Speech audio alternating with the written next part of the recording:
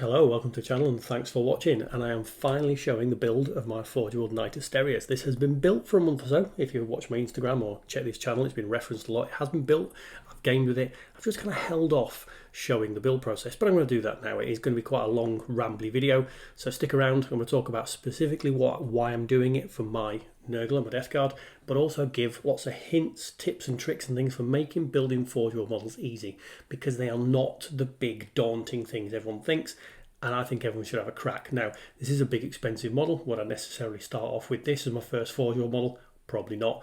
But when you come into these bigger ones, I think the Asterius is one of the best big models, and I'll probably touch on that when I've actually got it finished in the painting video coming soon.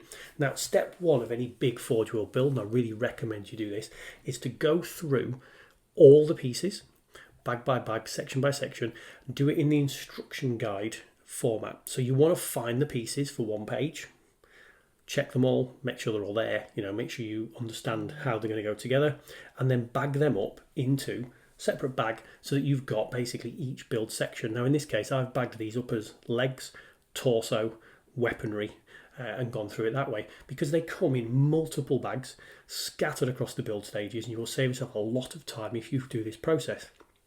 Also what you'll do is you will familiarise yourself with the pieces and start to learn how they go together, because as I'm doing this you'll see here I'm checking, is that the piece? Yes it is. How does it match? Sometimes if I'm not sure I'll put them together with another piece, and you do sort of learn how they go together, and more so in a minute when I'll show you the cleanup process. So go through it and basically bag it like it's jigsaw and build stages. Why forgeworld can't do this themselves, I really don't understand. It would surely help them, make sure they got all the pieces in there, and it definitely helps the builder do that. And it cuts down a little bit on the daunting element of it, because when you get these models, they're in about 8-9 bags, and it's just bags and bags of what looks like hundreds of pieces, and it looks incredibly daunting. Break it down in your head to, this is legs, this is arms, this is torso. Takes away a bit of that fear, at least I believe it does. So you can see here, sorting through the pieces. I've done an unboxing video on this model way back in October 2021 from when I picked this model up. There are a lot of problems with this model. Lots of mould lines, lots of kind of warped pieces. Forgeworld's a bit like that. You've got to bear that in mind when you're building these big models. Accept those foibles. Should we? Well, we probably shouldn't. Forgeworld should probably sort themselves out.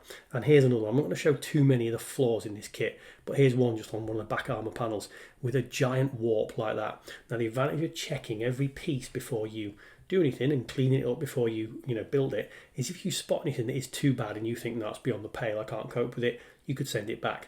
Now I'm nurgling this Knight, so not so bothered, but if I wasn't, this big piece particularly, the piece I've just shown you, I'd probably be sending back and getting a replacement for, because they're not quite good enough. But I'm turning this to nurgle, and if you've watched the channel over the last sort of year or so, you'll see this is why I've kind of held this off till last. I've done a big nurgle Knight army, and really the techniques and things I've done through that Knight army are all being combined together into this, what I believe is the best one. Now, cleaning them up. So we've got all the bags there, as you can see. Dropped it in the sink. Warm water, not hot, or the pieces start to bend a little bit. Plenty of washing up liquid. I've squirted it in the water itself and then a big squirt in each bag and kind of tumbled them around together just gently with my hands. Left them to soak for a couple of hours. Now each individual piece I'm taking out the bag, giving a scrub with a toothbrush, and then popping it into a separate bag. Now why am I doing this? There's mould release agent on all these pieces which will stop them sticking together properly. It'll stop the paint going on there properly and really give you problems if you don't do this stage.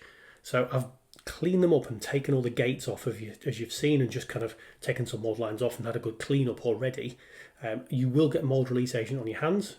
Now if you're not comfortable with that, you could do this cleaning process first, but I find I'm quite happy doing it after. Now stabbing the bags there and propping them into the draining board just to get all the water out, and then you're left with all the bags like this in kind of Lego build stages, I'll call it, and the instructions, and it's time to actually do the build. So I've gone and done a clean up already, as you've seen, taken all the gates, a lot of the flash and stuff off, but I still have a knife out there ready, because you will find more. And if you've done like 3 or 4 stages of cleaning up like you've seen here, you will get rid of more flash lines than you will do if you just take the piece out, chop it up, stick it on the model. So it looks better in the finished effect. So I'm starting on the feet here. I'll talk about why I use green stuff later on, but I'm starting for feet and building up. Now you see on the feet here, the 4 kind of toe bits raise the middle foot panel off the floor. Now, a big problem with forgeworld models is time.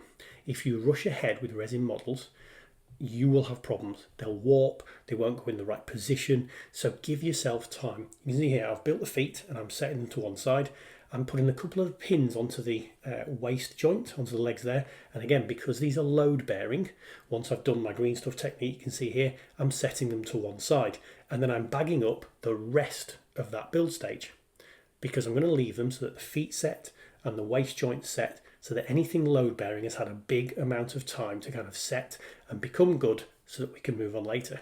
Now here's another one before you, which you've got to be aware of. The instructions can be rubbish.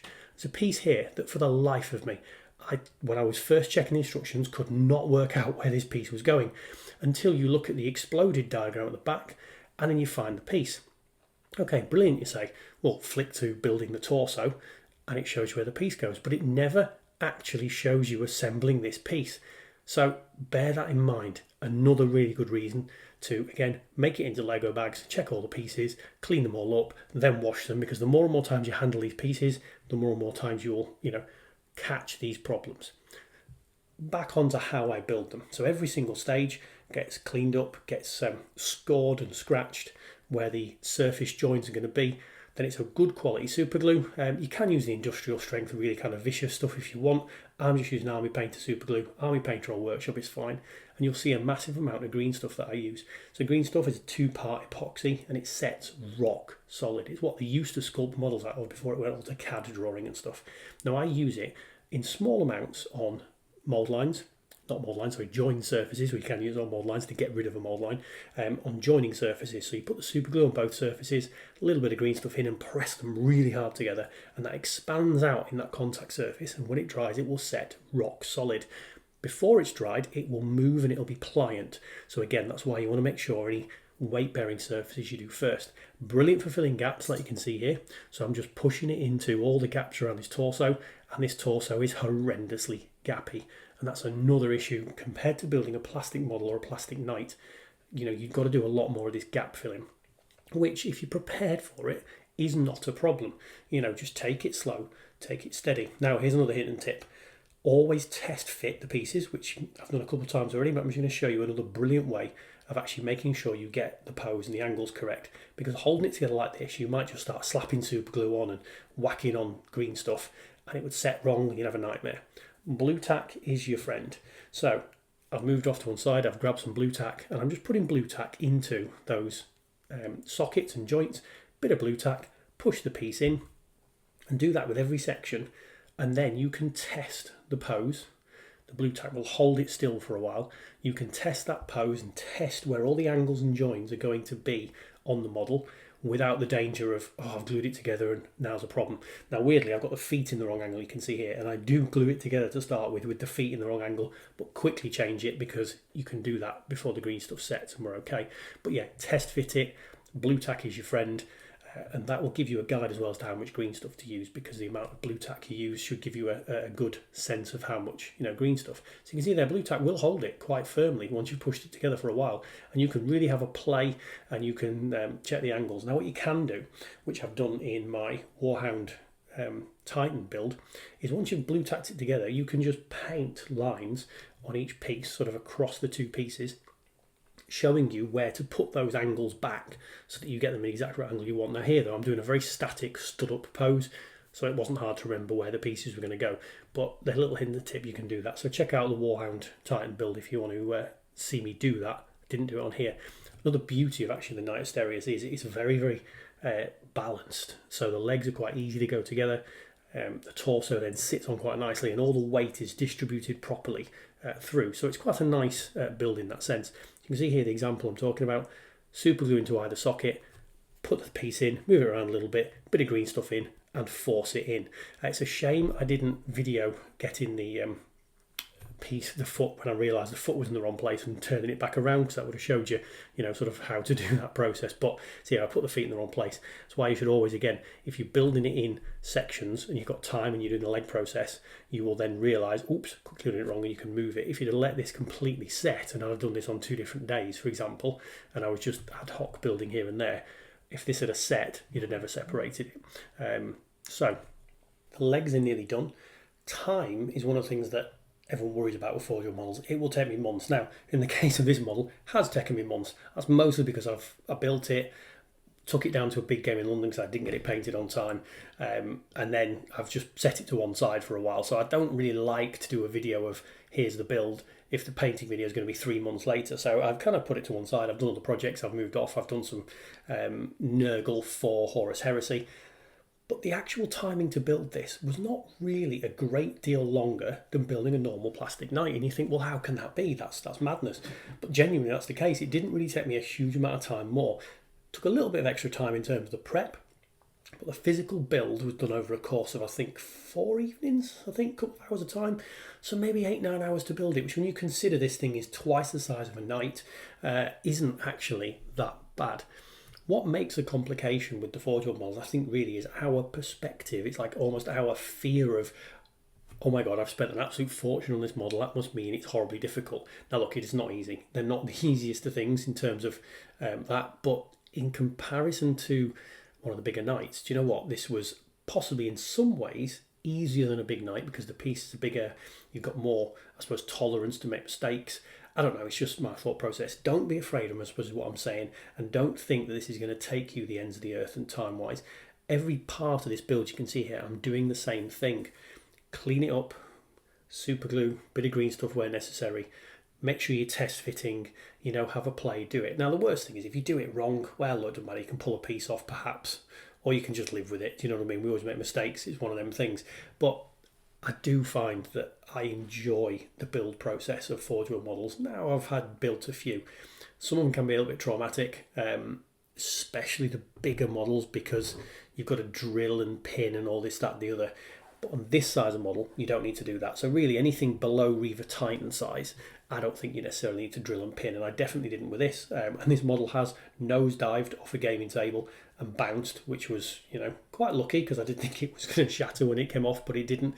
And again, my friend who's built a Warlord Titan, I never have, but a friend who's built a Warlord Titan built it and it's got 2 pins in it and that's it. And it's at the knees, So you don't need to go to the ends of the earth, especially with these models. Build slow, lots of super glue, lots of green stuff, and it will be absolutely rock solid and gameable. I've built over my time 3 Warhound Titans for myself, built a couple, or helped build a couple for other people, and obviously I've built now this asterius, and I've never really got into the pinning side. Some little bits of pinning, but I find super glue, green stuff. Right, rambling now, I'm going around in circles. It's time to get the torso onto the video part. So we're putting all the panels on now. You can build this up and keep the panels separately, paint the panels separately. I don't bother. So why don't I bother putting the panels on separately, and why do some other people? Look, I get it. Some other people want the backs of the panels painted. They want to do every nth degree. For me, you can never see the backs of the panels. I'm not that bothered by it.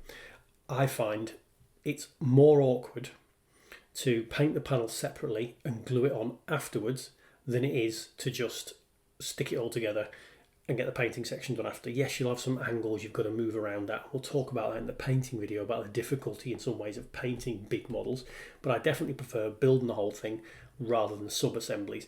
Now, as it happens, when we get to the later, I do this in a full build. Could you do some sub-assemblies with the arms and the torso? Possibly, but I don't, and again, we'll discuss that while we're getting on. So, see, I'm building up my legs here.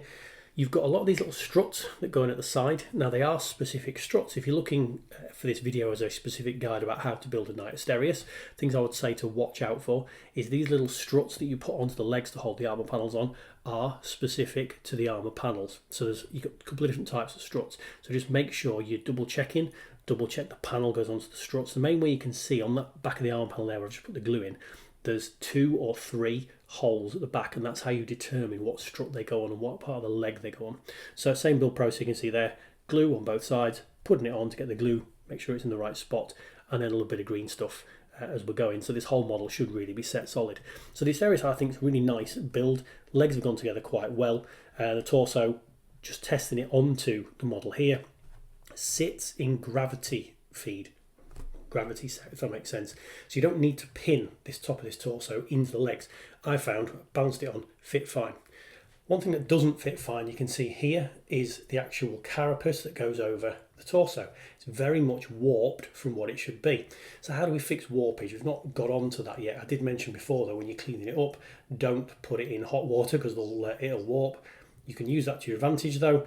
That's a pot of boiling water. You can see there I've prepped the model already. I've got the green stuff on the contact panels, and we'll put some super glue on those green stuff sections, a bit extra, while this is in the water and bending itself back to shape. And all I'm doing is moving it around in the boiling water. The whole thing is now very pliant, and then we are shoving it on top of there and almost forcing it to bend to where the green stuff is and where those contact points are. So forcing it down so it sets, keep pushing around. You'll see the green stuff there is splurged out from those contact points.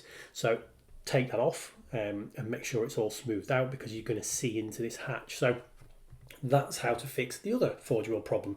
Warpage, dead easy. Boiling water, or very, very close to boiling water. Don't go scalding yourself on it. You know, be very careful when you're doing it. Into the water, and anything will bend back. So that's another big forgeworld problem. You can see there's a quick test balance onto there of the legs. Now all the little fiddly pieces, I didn't do anything dramatic on this section. I literally just built the model as shown, as standard. So running through, sticking together the Carachnos mortar battery, as it's called there. I decided to build it open because why wouldn't you? It looks very nice, but I've seen some very cool builds of this built with it shut, and it can look very quite nice and armoured. But I wanted it in missile pods open. Now, I bought this model to go with my Death Guard and my Nurgle Knights, you've seen, but I'm really getting into Horus Heresy at the moment, and these things were around then, so a little bit. If I'd bought Horus Heresy before sticking this, I probably wouldn't have done some of the later stages you're going to see, where I really nurgle it up. So, but look, lovely model, and I'm really happy I got it for 40k. It is really tempting me to get one for Horus Heresy though, but maybe a different version. Again, talk about that again more in the video, as you probably will imagine. Now onto the arms. So there's no real difference when you look at the framework here in terms of the plastic knights and the forgeworld knights. It's basically just a bigger variant, so quite easy to put the arms together. What I like about this, and what really pleased me doing this build, especially after building a Warhound, is that the arm portions, all the kind of weight bearing, load bearing, has all got kind of cross pins and things like that to basically take the weight of whatever weapon's going to go on there without you needing to pin. So there's actual pieces you put in that go across ways into the sockets and the joints and everything. So I saw that and thought, wow, that's such an improvement on building the Warhound.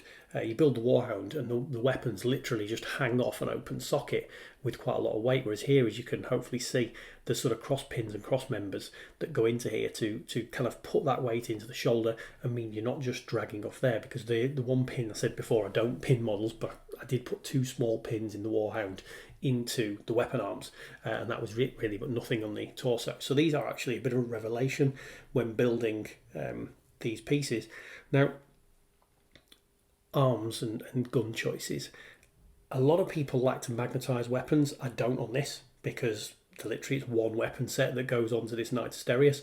So I've just built as standard, but you could, you know, there's easily a way you could put magnets in there. And I've done videos about magnetizing on the channel.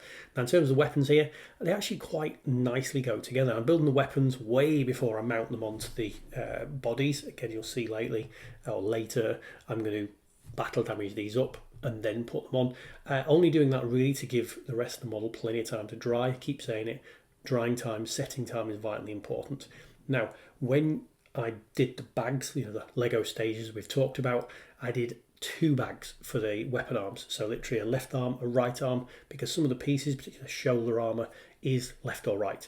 The actual pieces that go onto the weaponry is left or right in some senses, because these cables all fit in certain places, the weapon shrouds all fit in certain places as well. So I did do 2 separate bags for this, but these are very nice weapons, real nice and weighty, but go together actually reasonably nicely. The pieces to watch for is the pieces I'm showing here, because they only go on in a certain way. So of the 4 pieces, there's 2 types, like a lower and an upper, so just make sure you're getting those in the right position. There's kind of like little nicks and nooks, if that makes any kind of sense, that go under the rods in the weapon. So if you buy one, you'll see what I mean. But just be careful with this stage. So now I'm building the other arm. A bit of bending there. Of the 2 shoulder panels, what was interesting is one actually wasn't really warped at all. one was and needed a bit of bending straight. So just bear that in mind. But you're going to use the same techniques as you go through every single build piece. And you can see there I'm testing it onto the torso just to make sure I'm getting the pose and the position correctly done. So that's really it for the build. Done the arms.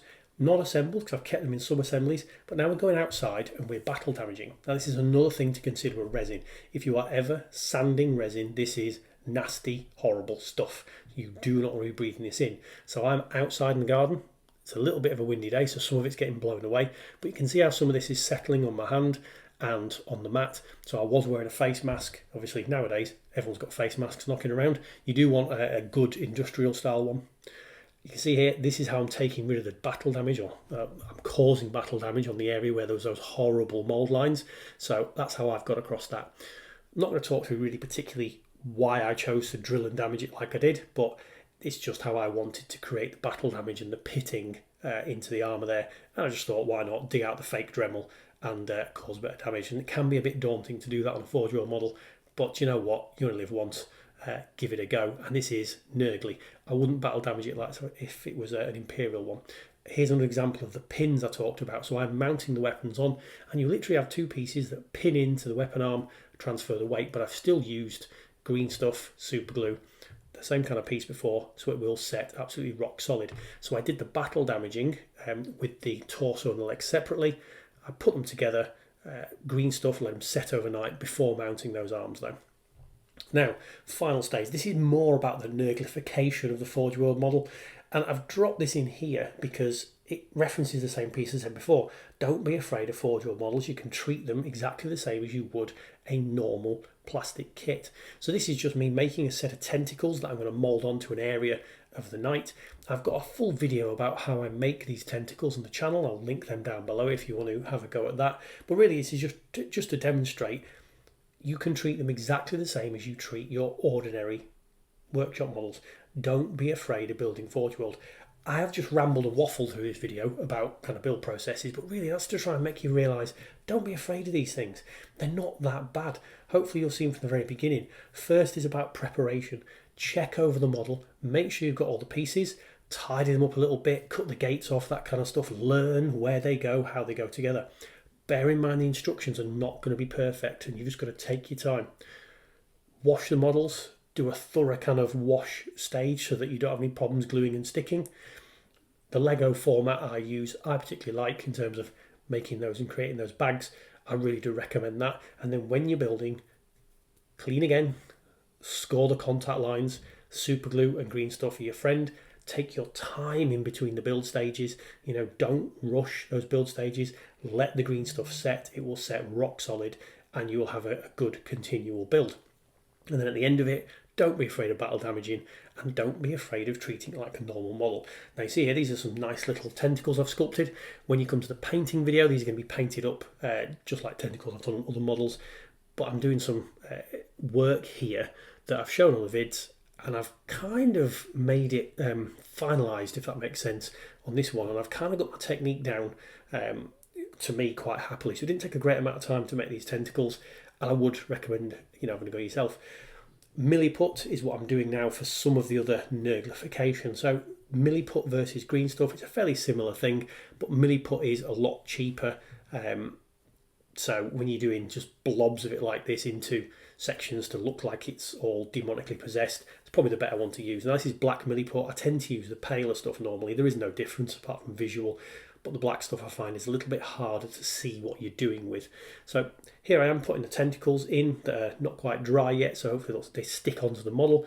And then the milliput is kind of representing those demonically possessed areas into the legs and stuff, trying to look a bit like the Glockkin models, which if you watch the channel, I've used the Glockkin to turn into a knight. So pushing the green stuff tentacles into the milliput, and then I go around the rest of the knight and make these kind of demonically possessed areas, which I think gives a real nice final effect, and part of the reason I love doing Death Guard.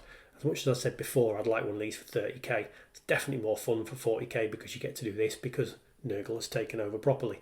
Yeah, you can see, put some more milliput on, just having a play.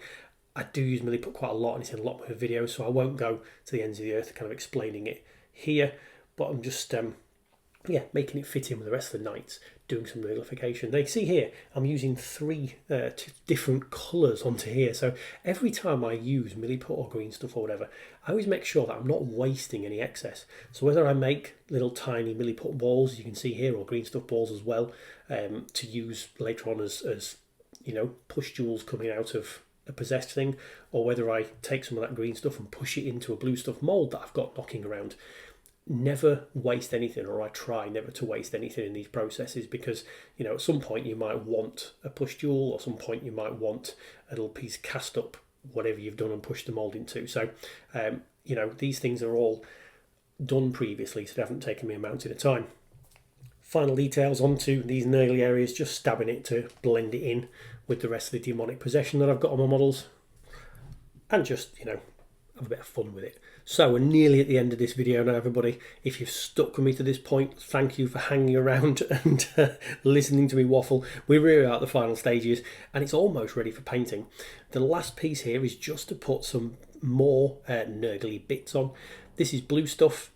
If you watch the channel, you know I use this an awful lot to cast pieces up. Now these castings, I actually made the blue stuff moulds nearly a year ago, and that might even be more than a year, from a Glotkin model. And this is all the pustuley, noduley, horrible bits off a Glotkin. And then all I've been doing over the course of the year, as I said before, whenever I have some spare green stuff or milliput, just pushing them into the moulds, to then be able to use it.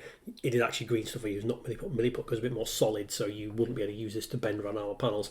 But then I've got these little green stuff moulds of all these cast up horrible nurgly bits, and I'm just sticking these into random areas with super glue of the model, so that you've got the battle damage you can see here, and then I'm just putting on these nurgle pustules into the relevant and random places across the model, just to make it look cool. And you see that I've actually switched it because that was a different one that I stuck on.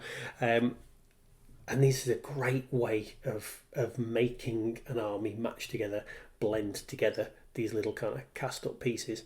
The final stage, and if you've watched my night videos before, you'll know this is just a repetition of what I've done in those. But the final stage, once these are glued on and dry and there's no danger of cross-contamination, is to do a liquid green stuff section to merge these green stuff pieces into the build.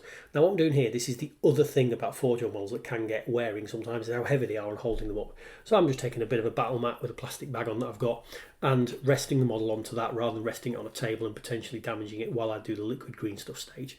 Now all I'm doing here is a little bit of liquid green stuff to kind of blend the green stuff casting up into the armour panel. So if you want more of a full guide onto exactly what I'm doing here, check out the Nurgle Knight videos that are all over the channel.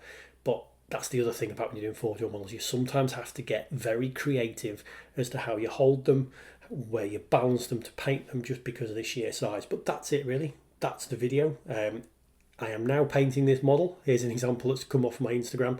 So look, if you like that, like, comment, subscribe, all that YouTube jazz. I'll leave you to it, I'll stop waffling at you, and I will see you on another video.